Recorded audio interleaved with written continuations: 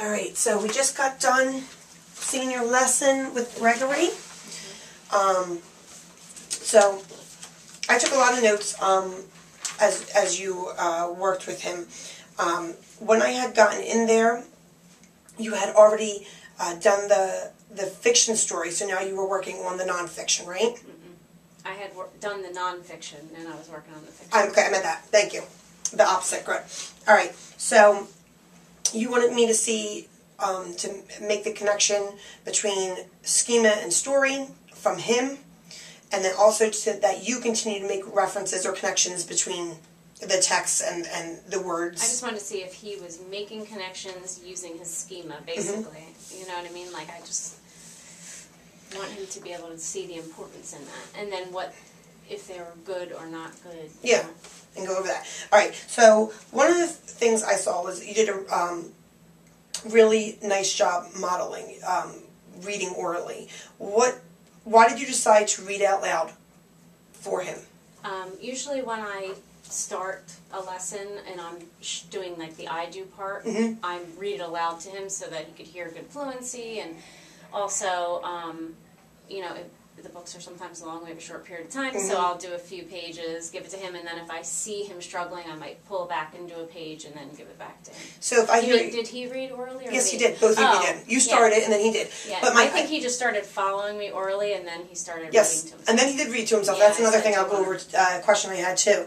But so if I understand you correctly, it was part of your practice or procedures to do modeling, I do, we do, then you do. Yeah. So that would help him. Okay. Let's see, I saw the use of vocabulary, the maternal, and I knew that was something that you were working on. So, at that point, did you feel like he made that connection?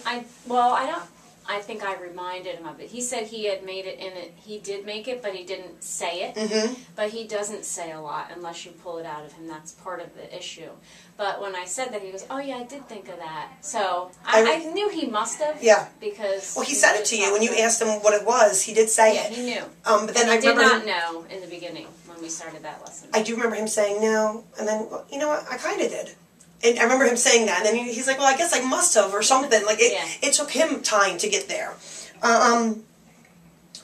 Okay, there was a time I noticed when you were working, you modeled how to take notes, jot down brief notes for the connections. And then you reread a portion. You had a connection, and you wrote it, and then you put it on the board. And then you went back and you reread that section. What was your process there? What were you looking to accomplish? I wasn't sure if he was getting it. So I've been trying to tell him that good readers go back and reread. So I like to throw that in every once in a while and model it, and so just again, clarify thinking and know that it's okay. So again, you're just modeling again. Really, that was really good modeling. I felt like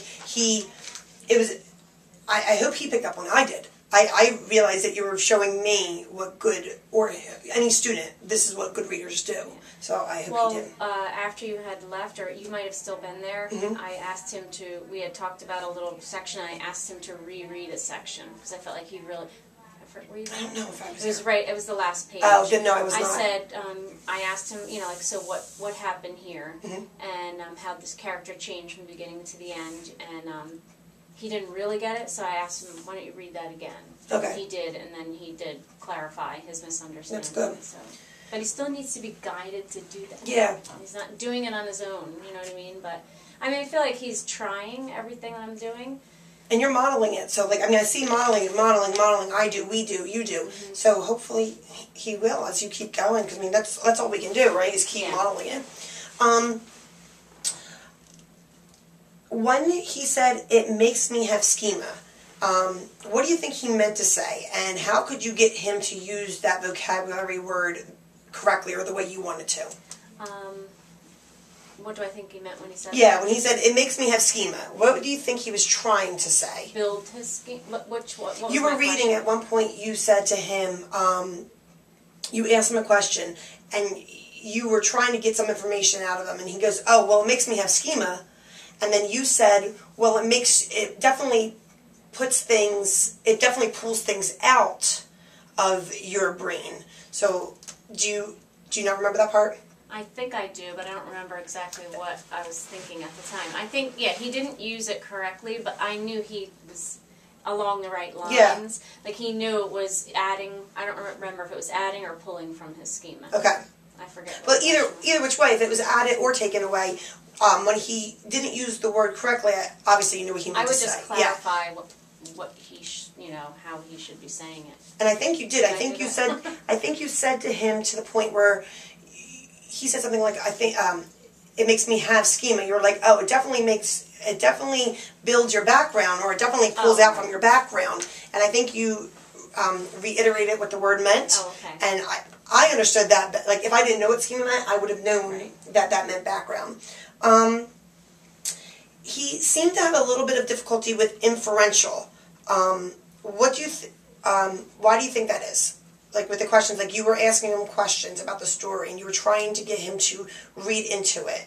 Why do you think that's one of his issues with this text, is having problems with inferential questions? He has problems with inferential in everything that we do. So that's why I'm trying to build this foundation, and then that's where I'm going to be going next. Okay. Like, definitely inferring, cause and effect, those more specific skills, but I feel like he really needed these, like what good readers do things first. Yeah. You know what I mean? And then get to the meat of, that's why I backed up even into schema and making predictions, because he can't really do it. So if I understand you correctly, you're trying to help him be more successful with this by going back and building those foundation blocks so that he knows where to pull information from.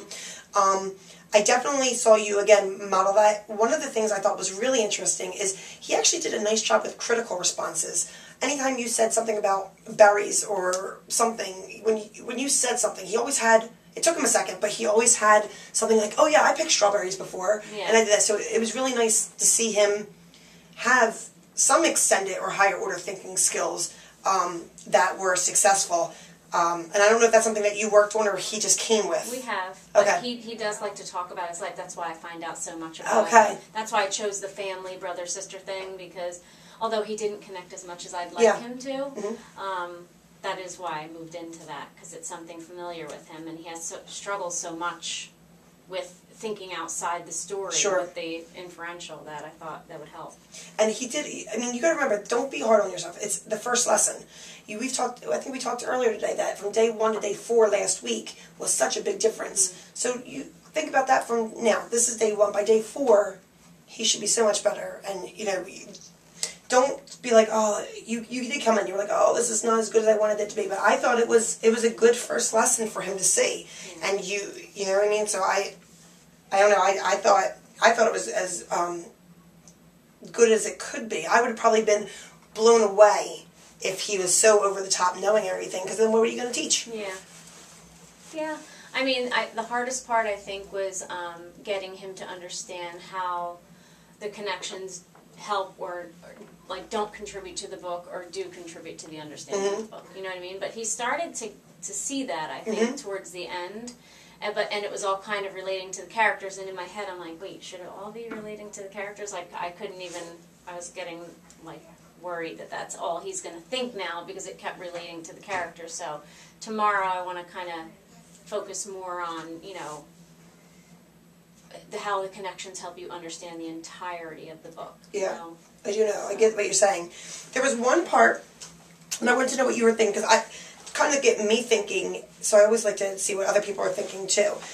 There was one time when, towards the end, the brother picked up the girl and carried her to safety. You had asked him, well, why do you think him and his sister will have a better relationship now? What do you think? Has he changed? And he couldn't at first get there. You were trying really hard to probe him, like to really get him to get there, but he never did.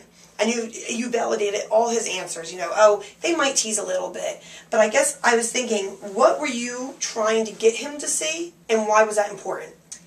It just seemed like the overall structure of the book was, I wanted him to understand, because all of this to me is about getting him to comprehend the text overall.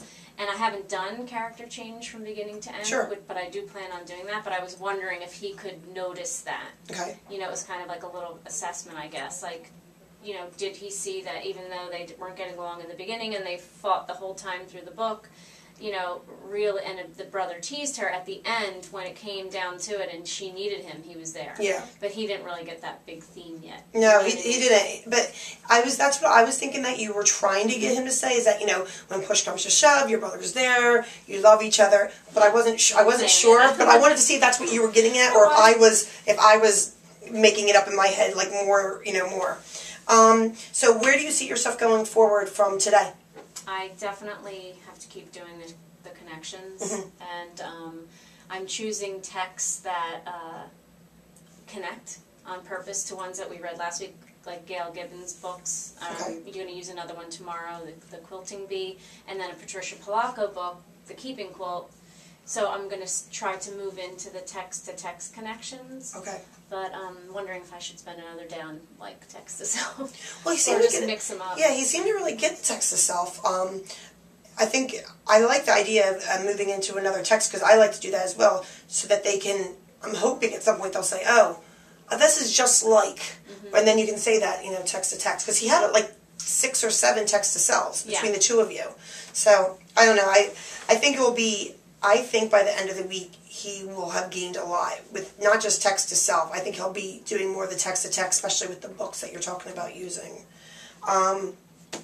So we're good for today, and I guess I will see you. I think I see you again next week, maybe. Okay. Okay. So we'll talk between them. But okay, that was it. Thank you. Thank you.